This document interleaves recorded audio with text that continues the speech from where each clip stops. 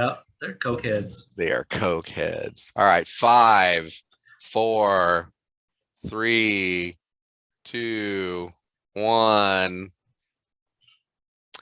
All right, that didn't take long, did it? This is like what, take 38, I think, of our 138. one-part mini series, her docudrama, when the It's DNA vibrators meet Nonagon and mhm, Han's predator at PK's. true love ensues. Yes. Who's Sue? Sure, bring her. All right. Uh so Tony, Hello and welcome I to my want to, podcast. yes, this is our shared one time only continuing series. Uh that we'll do every time we have a show together. Once every, at our rate, 10 years, once 10 every years 10 about. years. Yeah. So let's tell people why we decided to talk to each other via this format. And it's because you're in a band and I'm in a band and it's time Yeah. to fight. No, Yep. and we're going to have a show. We're going to have a show at PK's in Carbondale on June 18th. And we're sandwiched between a lot of other good things happening in Carbondale. The copyrights are playing, I think, earlier in the week, and some other bands are playing later. Buzzard is probably playing somewhere, and we're just kind of, they're great. If you haven't, you should check them out. Okay. Three Z's. So Buzzard, they really are like the best thing that's happening in Carbondale right now. And then us, we're going to play somewhere in the middle of that. So it's going to be a great June for anybody who wants to go out and catch some music. And so this show was a little bit in the making. Back in, oh my God, 2019, my daughter Maggie sees a show at Lost Cross and says, "Dad, I saw one of your bands on a poster up in the front room of Lost Cross." And I was like, "Yeah, it's pretty cool." And she's like, "You guys should do a show there again." And I was like, "You guys, like exactly who you're talking about?" Because I'm in a cover band that plays blues and old time rock and roll. I just don't think we're gonna fit. But if you can swing it, girl, go ahead. And she was like, "No, you should get your band with Uncle Tony." And I was like, "He's not really your uncle. I wish you wouldn't say that." But she does. You need to know that, because That's cute. that's how she thinks of you, right? So, which is very sweet. So anyway, I was like, well, I guess I could. And so I talked with Dave, my longtime collaborator for the DNA Vibrators, and Dylan, who was then christened D Chronic for the band, to play drums. And he was like, "Yeah, I'm down for that." And so we were like, "Okay, let's do it." And so I started talking to my contacts in Carbondale, which that vast, extensive network is like one or two people now that Yep. are still kind of involved with some of the shit that happens there. So I was like, "I'm an old guy that used to be involved in the scene, and can we get a show at like Lost Cross?" And they're like, "Yeah, probably, Sure. and if you don't really expect very much, then you'll probably be able to fit somewhere in there." So anyhow, I was like, "Hey, I know these guys up in Chicago, Nonagon, great band, you'll love them. Let's get them down here." And I've tried multiple times, somewhat successfully, to get you to come down to Carbondale and Yeah. play. And whether or not the say, I don't know, the bar owner liked it or not, lots of people did. So it was always worth doing. So anyhow, they were like, "Okay, let's do it." And so we had planned to do a show in March of 2020. Yes. Yeah, because it was like, the perfect time, right? Yeah, it's a great time of the year, great Yeah, year. yeah. And down in Carbondale in March, it could be either 70 or 80 degrees out, or it could be 2 feet of snow. So that was a crapshoot, Mhm. but everything was looking great. I don't know if you remember that before all of the COVID shit really started to hammer down. The weather Yeah. was beautiful. It looked like everything was kind of going to be Yeah. swinging our way. And there was still that window from January through February where it's like, maybe it's just not going to go fucking nationwide and destroy, our way of life. We see how that worked out, Yeah. right? So yeah, so we had it on the schedule, and we literally had to cancel kind of literally maybe the week before we had to make the decision about we can't do this. And the university shut down at about that time and everything went virtual. And it was like, we even talked, I don't know if we talked about it very much, but we talked with people in Carbondale. We were going to play with Nuclear Winter. That's Craig Wilson's and Kurt Wilson's bands, which they've been around forever. I'm sure you'd know them if you saw them. You'd be like, oh, I remember you, dude. But we were going to play with their band, and they were like, maybe we could do something virtually where we could film it and then broadcast it. And we're like, yeah, maybe. And honestly, too many things were happening, and there were too many new structures that people were having to adapt to. So it just wasn't going to happen for us. And so we're like, all right, well, we'll just put a pin in it and do other stuff, which we did. Yeah. And then fast forward to, well, I guess now, right? So in between then and now, the DNA stuff was still kind of working. And obviously you guys were working, and we'll get to that in a second. Yeah. Where we were like, let's still play these songs. Let's practice some more. Let's go. And Dylan and I were like, yeah, let's do it. I started working with Dave more regularly, which has been a wonderful thing. I got to know his son, Anthony, who's a terrific musician and engineer and producer. And so we got a collaboration working with him, which maybe we'll get a chance to talk about in a little bit. And it's like, well, we're going to do something no matter what. And then Adam Fletcher from the Copyrights contacted Dave Stecker and was like, Dave, we'd really like for Girls with Tools to play at the 35th anniversary of the Lost Cross show, the Lost Cross house. And it was like, Dave was like, yeah, I don't think that's going to happen, but I'll ask Tony and Terry. And so he did. And unfortunately, it just couldn't work out for them to make that happen. But Dave was like, but I am involved in this other band if you'd want to make that happen. And so and that's how you guys got that show. That is exactly right. The most underhanded, dirty, shitty way that we could get in on that bill. And we did it. And actually that turned out to be a great show. It was nice to reconnect with a lot of people. For us, it was literally the first time that we'd played some material out in, 10 years or more. So it was good, and everything went well. Right. And both Dave and I, after we were done, I was like, Dave, we always say this after we do a show, we always are. And your daughter was there. She stopped by and somewhere in the midst of the crowd and came up and said hi or something afterwards. And I don't know if she got in contact with my daughters, but they were out in force too, so they probably ended up at the same place at some point. I can't remember. Later on that night, after we played, I saw the highlight of the evening for me was seeing EMG playing outside by the hangar. It was killer. They were that's pretty wild. They were so good. Anyway, so we do that, and me and Dave are just talking, and we're just like, dude, we do this every time we do a show, literally.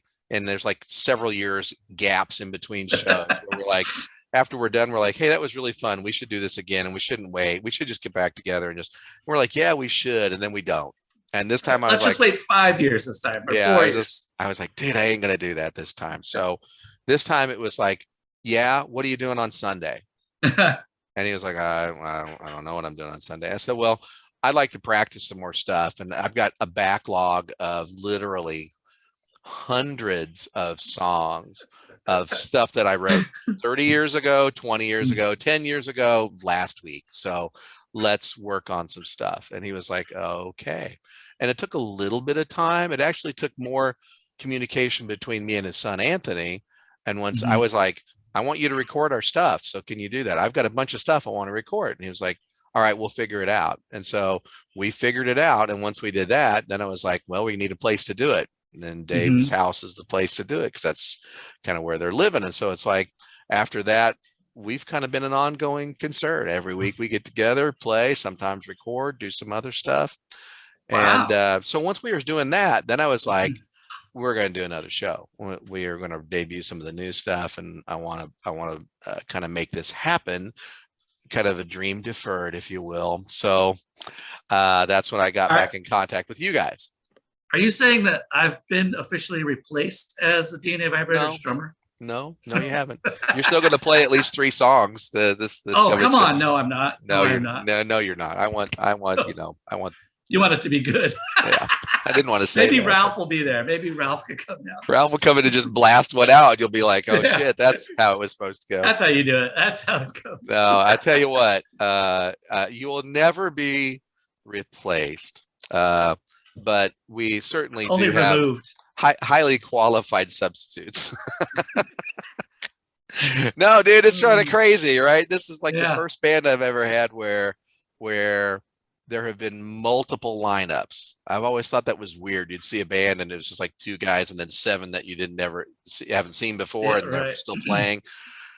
And it's like, well, that's not really the same band. And it's like, well, yes and no, because the band is more than just the members. It's the feel. It's the what. You know what I'm talking about. It's exactly. So we're not going to go down that road tonight. All right.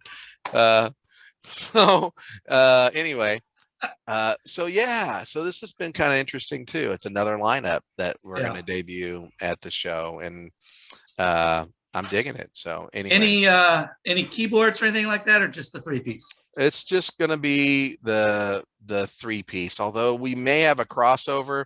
D Chronic is drumming for part of the show, and then Anthony, who everybody in the band has their own moniker, and he's the maestro. So the maestro is going to take place, or he's going to do part of the second half of the show. And we may have a little crossover where D Chronic plays guitar too. So we may do that. We may not. It just depends. And I might call, like in one of our previous versions that we rehearsed, I think I said I might call on you to come up and do some like background vocals on songs. Right.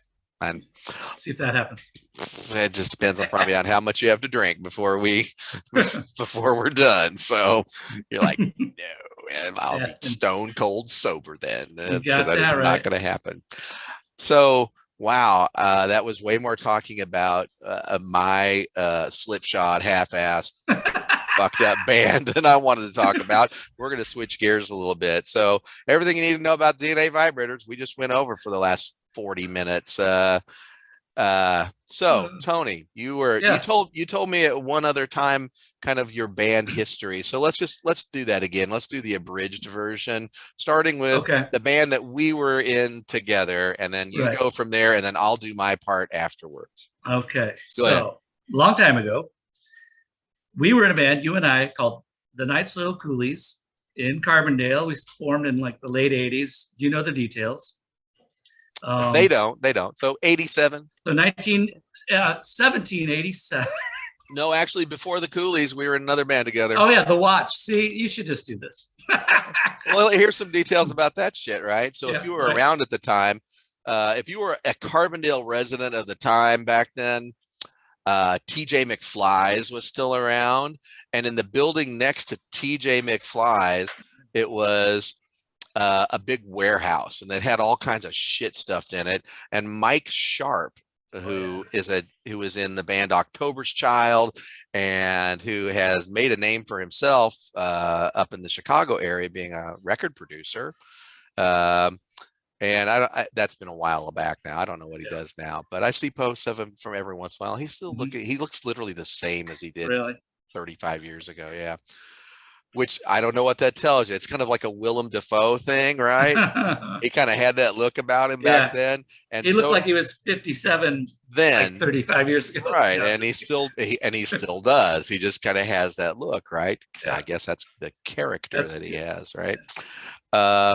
Anyway, he lived in this space and also had his recording studio in this space, and so it was dubbed By the Tracks, because it's by the railroad tracks studio, and that became our practice space while we were in this band, The Watch.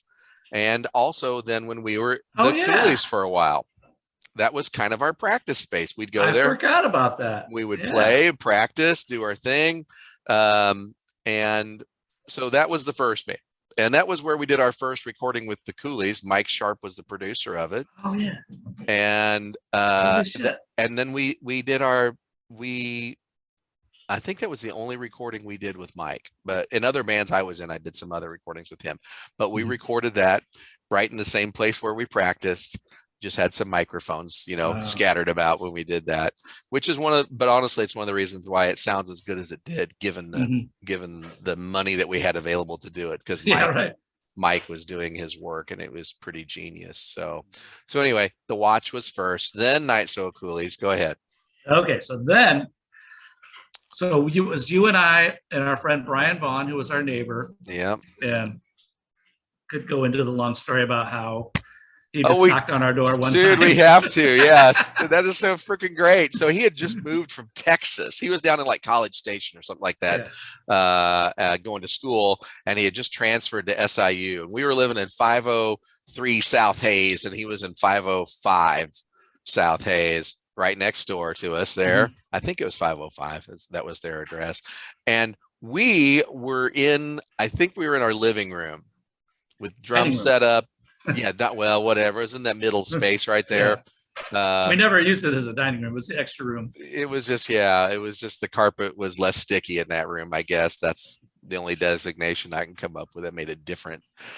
And we were playing, and I don't know what we were doing, something stupid, just jacking around. Yeah. And you correct me if I'm wrong about this. It literally was just like, he just kind of like peeked his head in the door and he was just like, hey guys, I couldn't help but hear you playing. I just wanted to come over and jam with you. And we're just like, who are you? Okay. Sure. Come on in. And he literally had Guitar Will Travel. He brought a guitar and he had an amp, and he just came in and just started jangling some shit and played about 25 chords in the space of about a minute. And we're just like, what? We think you're in the band. And he was like, okay.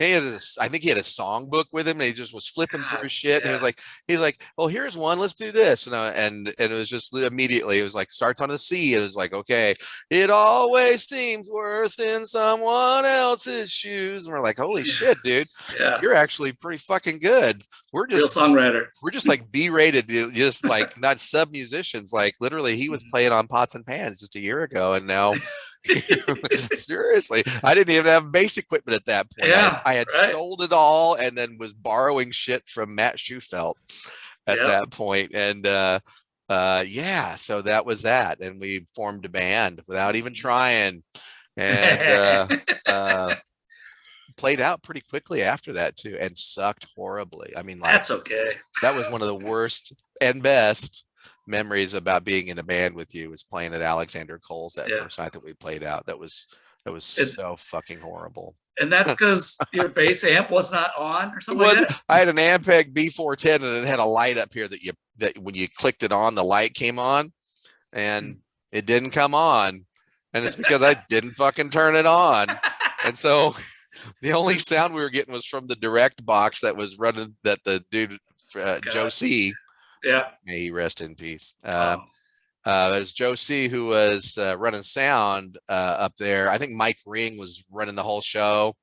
And it was like a battle of the bands type thing. It wasn't really. It was like 5 bands for $5 at Alexander Cole's or some shit like that. And everybody was just rushing on and off stage. So they just dropped it up there, and I'm playing, and I'm like, I can't hear anything. And he's like, don't worry about it. We'll pipe it through. It'll be good. And I was like, oh, I can't hear anything. And he's like, it's okay. Don't worry about it. You're like, I can't hear it. Yeah. And literally, dude, you look just like frozen. Just. And it's like, okay, normally let's play. And you're like, you see the veins starting to spread. God. Oh, like now, dude, I can see one now. Same thing, except much more pronounced. Normally, there's hell of a rumble coming from your end of the stage, and there was nothing. It was so fucking terrible. Okay. And Lara was in the audience. I didn't know her yet, and she later told me that she and her friend that night dubbed us the Night Soil Suckies because we were so bad. It's all right. That's true. And it was totally true. And we did redeem ourselves the next night at a house party where everything sounded fucking great. Anyway, of course. Yeah. So, all right. Night Soul Coolies. What happened next after that for you band wise? I don't remember. Me neither. It's all a blur. So we'll really have to fast forward a bunch because this involves Brian Vaughn and I. We moved to Chicago. You stayed back. You were in a band called the Metric System. Nope. Before that.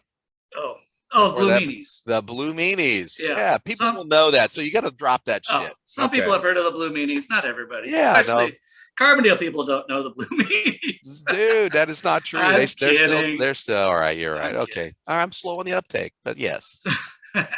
So yeah, moved to Chicago with the Blue Meanies. I did that, toured around a bunch with those guys for about 5 years, 6 years. Yeah. Worldwide, dude. That was fucking great. Worldwide. But so Brian, he and I would see each other every now and then. One thing led to another. After I quit the Blue Meanies, I was doing a couple other things, and then he and I knew this guy John Hasty. Well, quick timeout. The other things Yep. were Taylor Brand Abrasive Structure and the J Davis Trio. Yeah. Do people care about details? I don't know. Dude, that's so fucking good. Taylor was so good. And it was a great band to check you out on because you were playing bass in that band. Mm-hmm. That was really killer. Side note, Taylor is playing again this summer. One show. Fucking cool. Playing in July. Nice. At, this thing that happens called the PRF barbecue. Yeah, no, I've seen you guys there before. Yeah, not personally, but I mean, I've seen of you.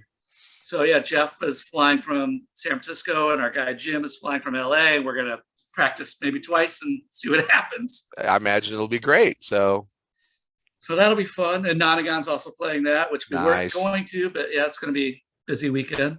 Good, awesome. All right, so Taylor, then Jay Davis, and Jay Davis also a little departure because that was more like funk, R&B, hip hop kind of influence stuff. Yeah, right. And good shit. Yeah. Okay. And then you and Brian getting back and forth doing stuff. Go ahead. Yeah, because John knew Brian, unrelated to me, and then they were like, "Oh, hey, you guys know each other," and then they were like, "Hey, you guys, do you want to mess around on drums? We're gonna do a little band thing." I'm like, "Sure, yeah." So we just started jamming, and it started sounding really good. So we played a show, and our other guitar player, Mark, got hijacked by the touring band, and they took him to Boston, back to Boston with him. So we broke up. Great, good plan. One show, goodbye. Yep, thanks. That was his audition, I guess.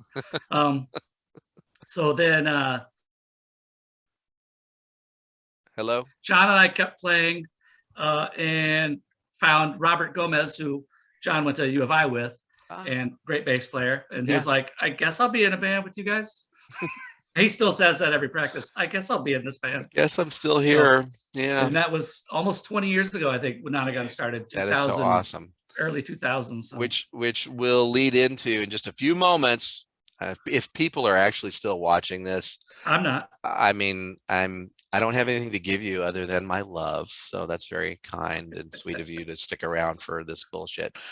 So that gets you up to kind of present day, and it gets you up to the latest record you guys have worked on. I'm going to just take 2 seconds and go the sorted band history before the DNA Vibrators. So we were in The Watch together, then we were in the Night Soul Coolies together, and we were song engines, dude. That was the first thing that we released, and it was really kind of the joke that literally Brian would come over and we would sit down and we'd have 3 more songs by the end of the practice, and we did that like daily, right? And I think I remember one time when we were living on Forest, we looked at our song list and we had 120 songs, and almost all of them were things that we had written, and we're just like, and they're active songs. We could play any of them. We could play any of them. So that was the kind of crazy thing to think about too. Think about this as Nonagon. You guys work for 6 months to hone about a 40-minute set, right? And same with DNA. 30 minutes. I was giving you the benefit of the doubt, right? Do some talking in between songs and shit like that. And the same is true for DNA, right? I mean, we've worked on, we have got ourselves a set of material, and we're just like, fuck, we got a set of material. And as the Coolies, we would play for 4 hours or more, and it was all our stuff, right? And at any time we could drop that, whatever it was. Anyhow, it was really, it was a different time, but it was still one of those things you look back on and go, holy cow, dude, we really were prolific. And up until literally the week that we quit, we had written new material. And that March of the year that we knew we were going to be done, we did kind of another kind of catch-all recording at Shryock Auditorium. Oh, that's right. And that was like an hour and a half I heard a dog in the background, and it wasn't at my house, so I'm What gonna in my guess house? what you're lying. Oh, hey. Oh, look, Ruffy joined us. That's so cool. Get off the screen, Ruffy. All right.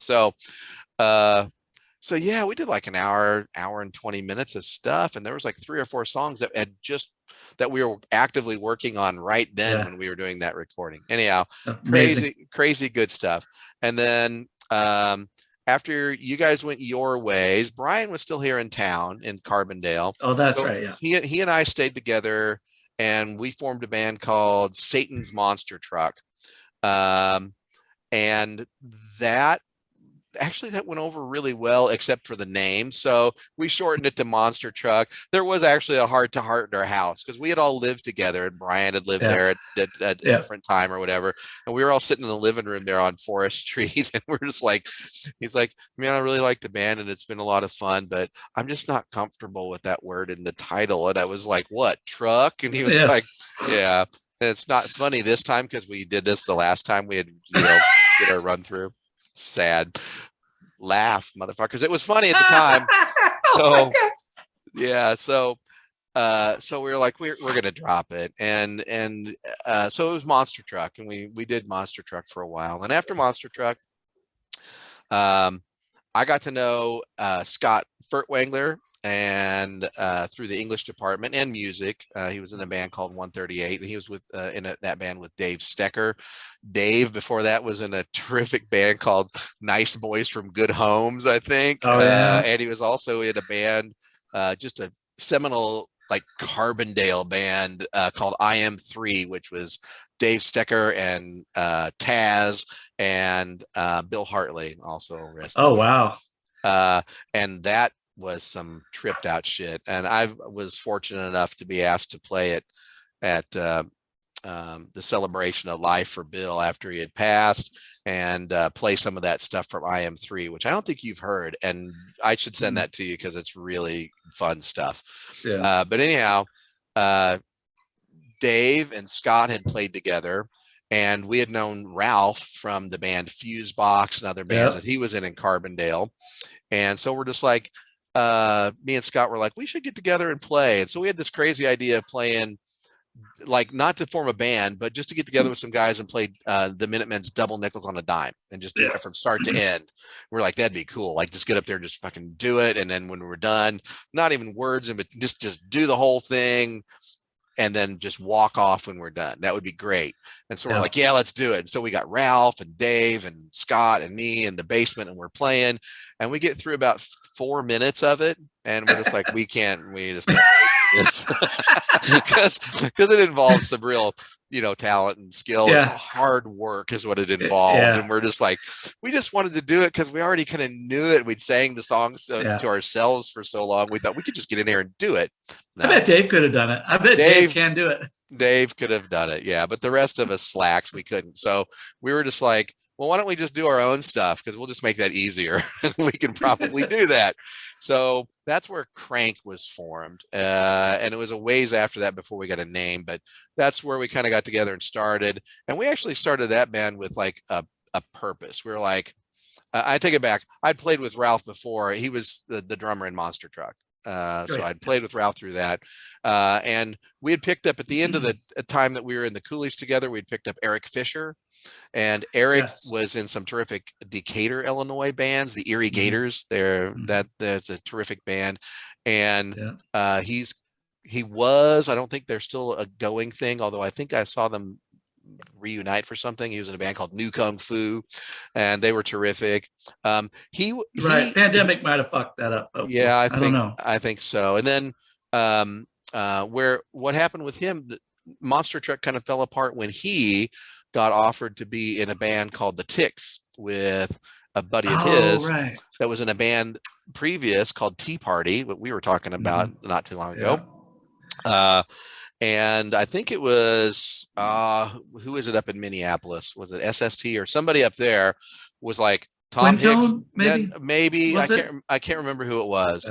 But they were like, we like this demo you did, Mr. Hicks, and get a band together and let's come up here and record an album. And so he was like, Eric, I need you. And so Eric was like, see you losers later. Right. He was like, we were like, dude, you have to take this. When are you going to get asked to be, touring with a band when they could pick anybody they want and they pick you? Go, right? Yeah, I have no idea what that feels like. Dude.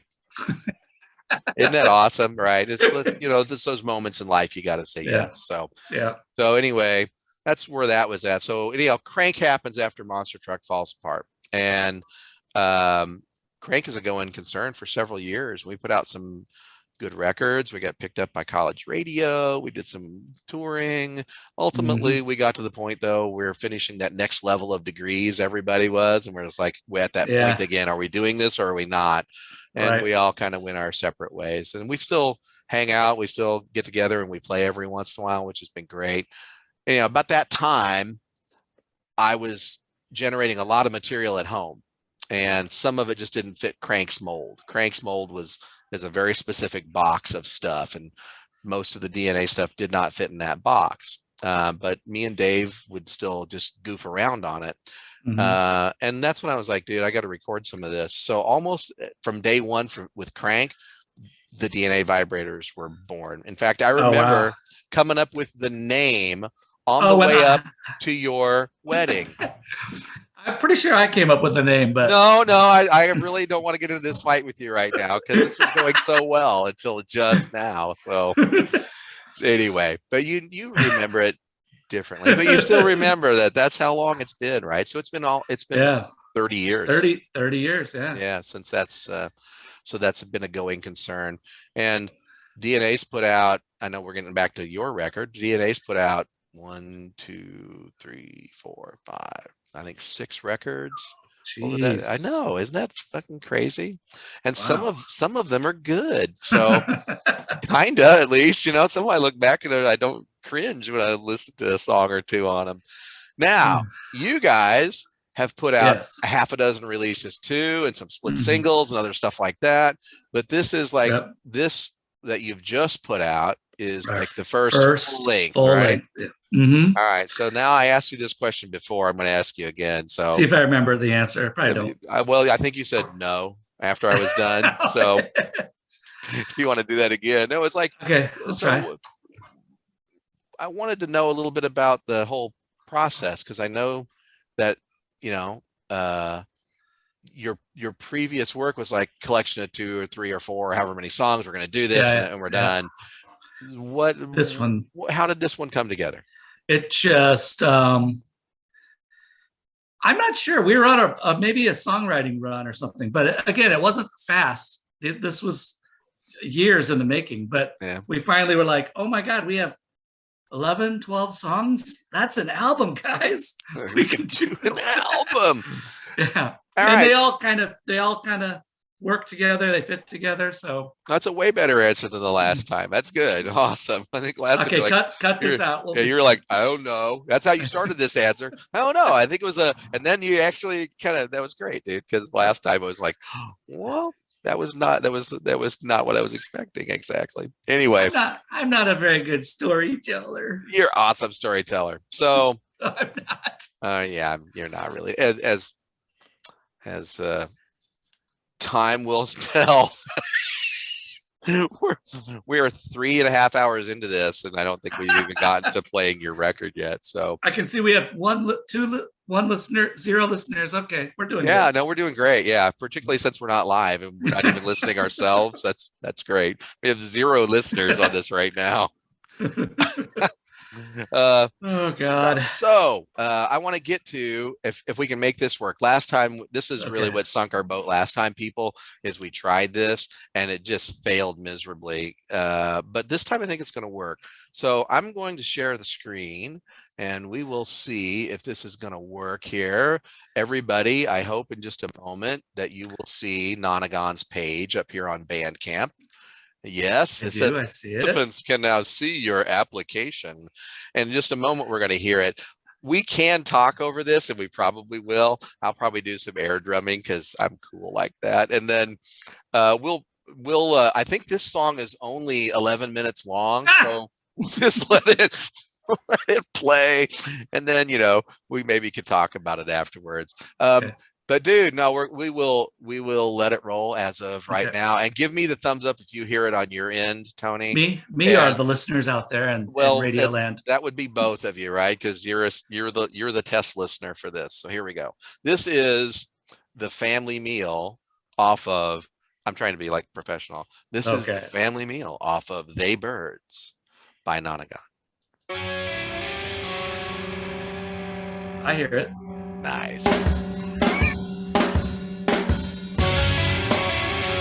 That's the hi-hat work.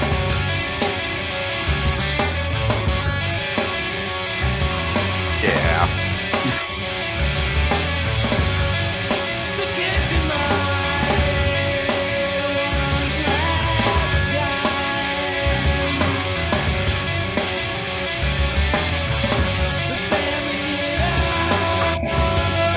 Yeah.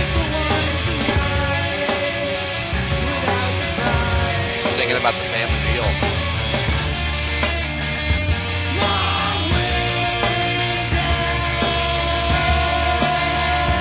Who's doing that background? Robert.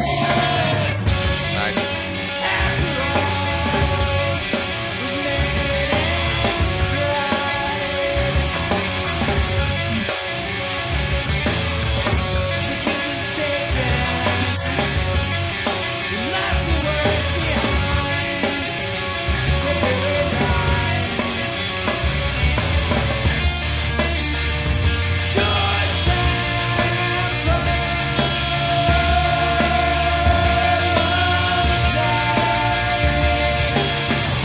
These guys are pretty cool. Well, I'll tell you what, Robert has got a great sense of the counter beat for the melody. It's just right on it. The arpeggiated stuff that he does, or the driving stuff like right here.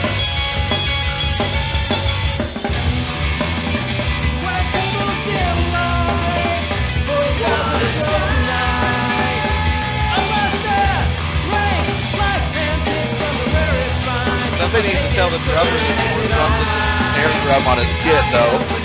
He won't listen. Yeah. He makes it work.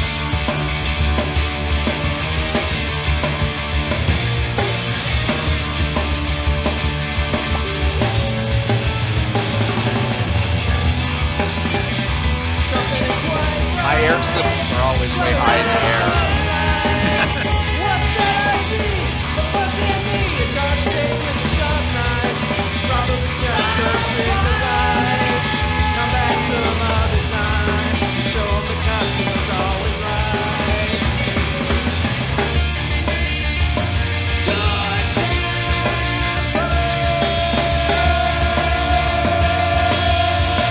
That is it.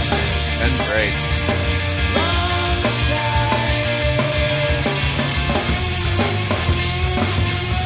That sounds pretty good. It does not suck. We'll wait till the end. We're almost there. All right.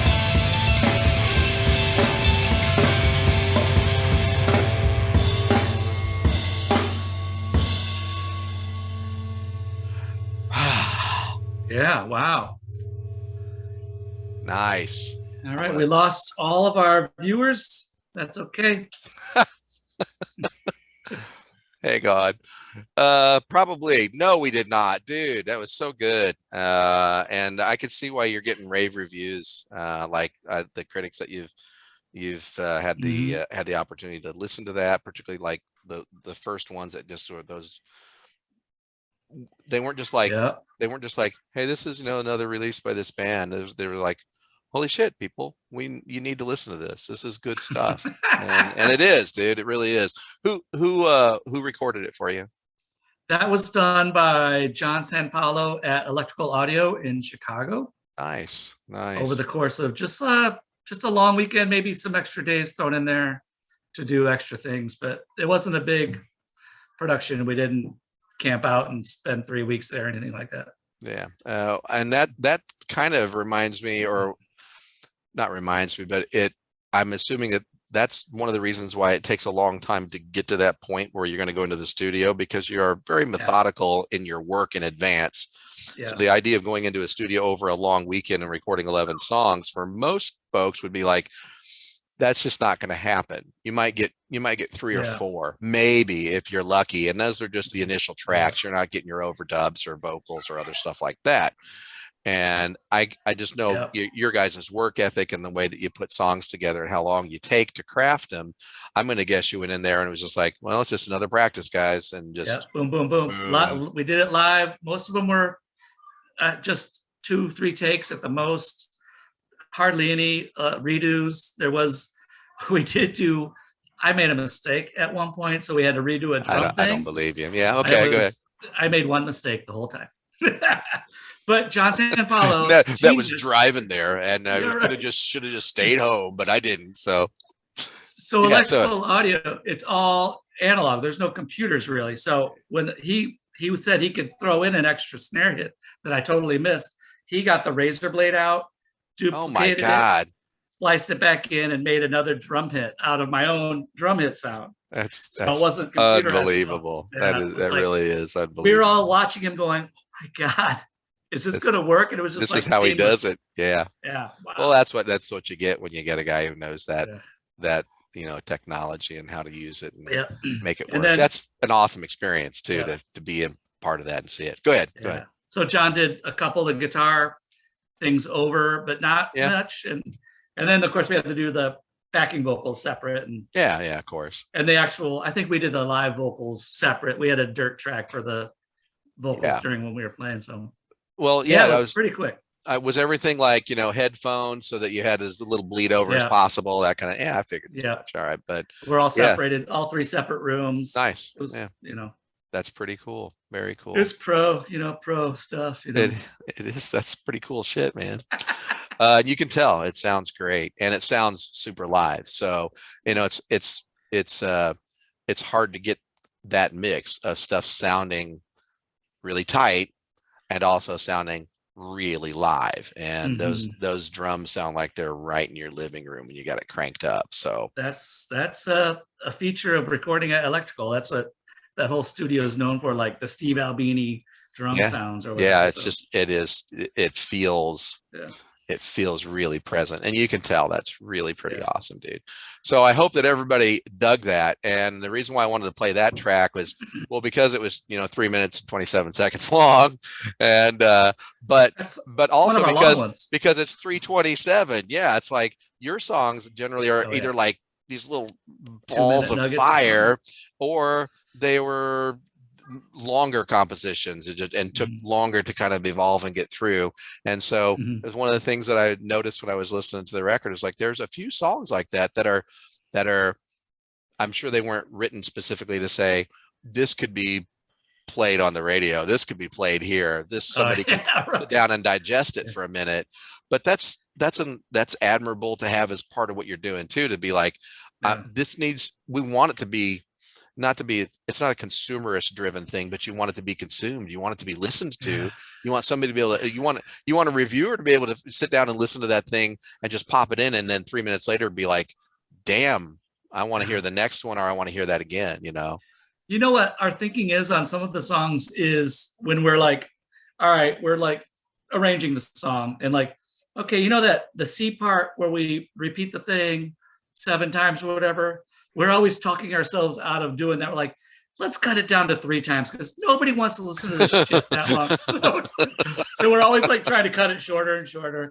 And dude, that song also, this is one of those things that I hope that other people will take a much deeper dive into your catalog and the older stuff, especially, but all of it, because this is one of those songs, and this is kind of one of your signatures. And so you can blush if you want to or whatever, but the stuff is so kind of well put together that it feels like on that song, it feels like at some point you're shifting time or something, like they're going like to 5/4 or something, but you're not.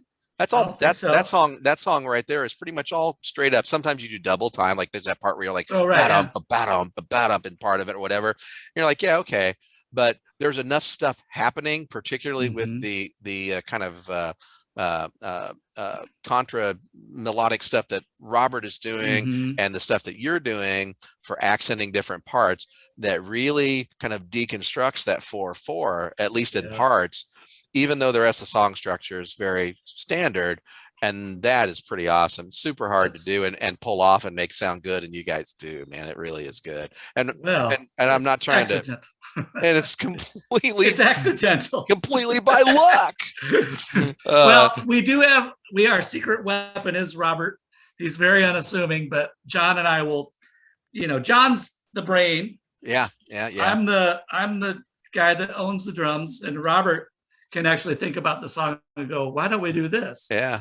And I'm like, okay, that sounds great. And I keep mentioning Robert. That's just because I'm a bass guy, and everybody who knows me knows that's kind of where I live.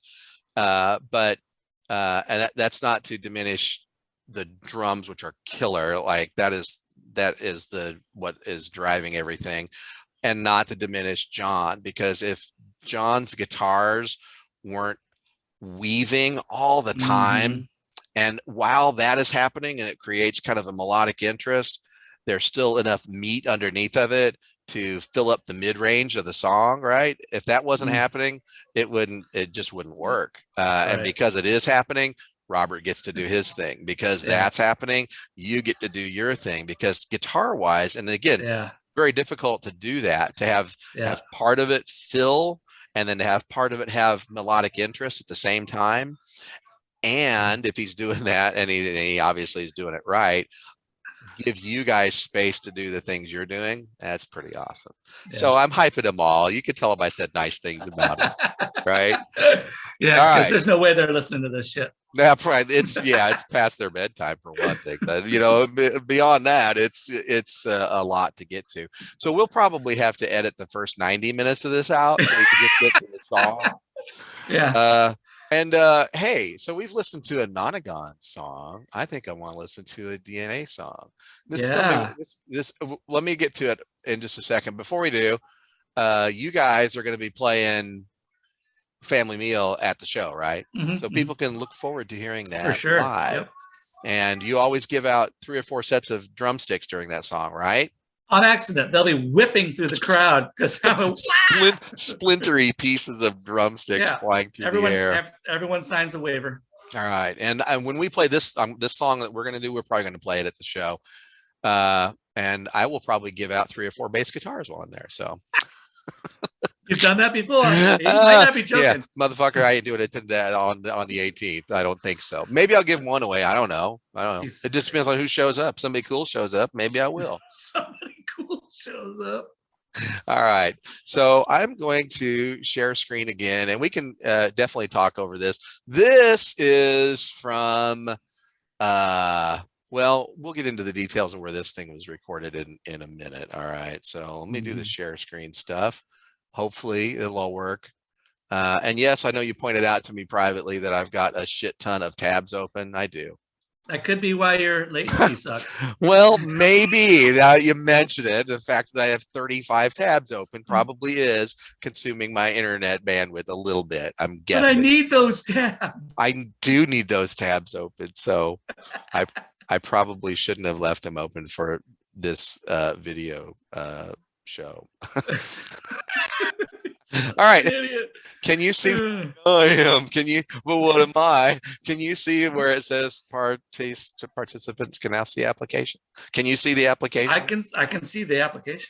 Well, this song is called When the Aliens Attacked, off of the result of continuous exposure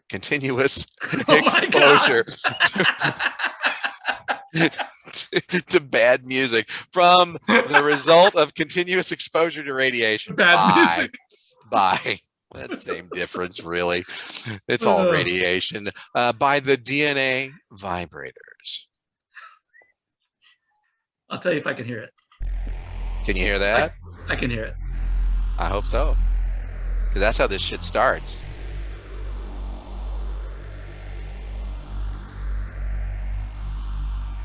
In about 7 minutes from now, that's how it's going to end.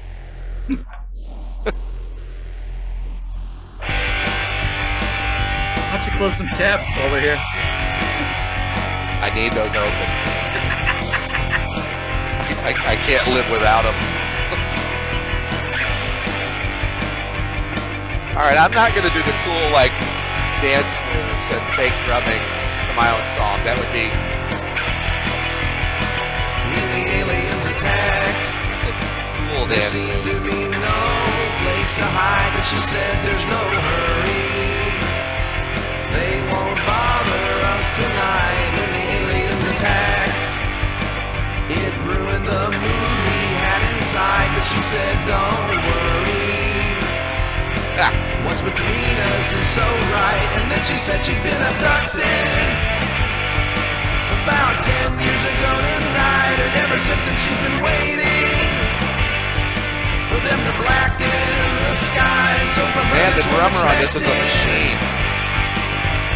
Never was a Because- What's his name? because she's always been connected. Mac Daddy. My alien telepathy.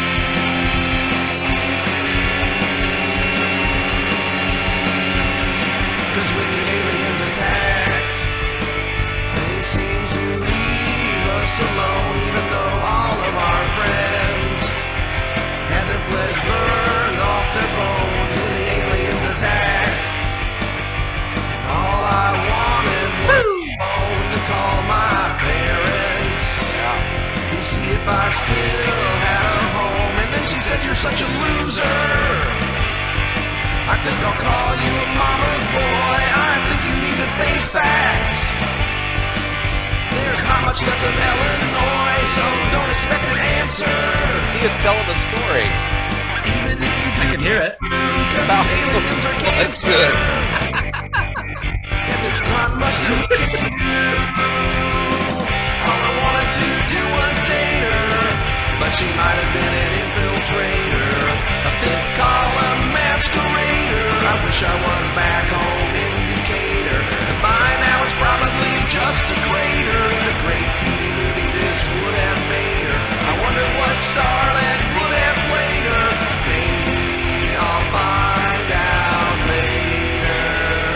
When the aliens attacked, I told her things weren't working out. Somehow her connection made me feel very odd about how the aliens attacked.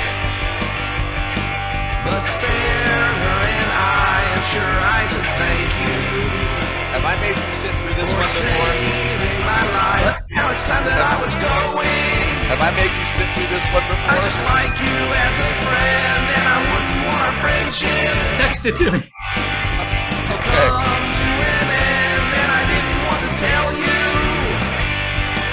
that I've only got a month to live, and you deserve someone who appreciates all you give. All I wanted to do was date her. She might have been an infiltrator, a fifth column masquerader. I wish I was back home in Decatur, but by now it's just a crater. In a great TV movie this would have made her. I wonder what starlet would have played her.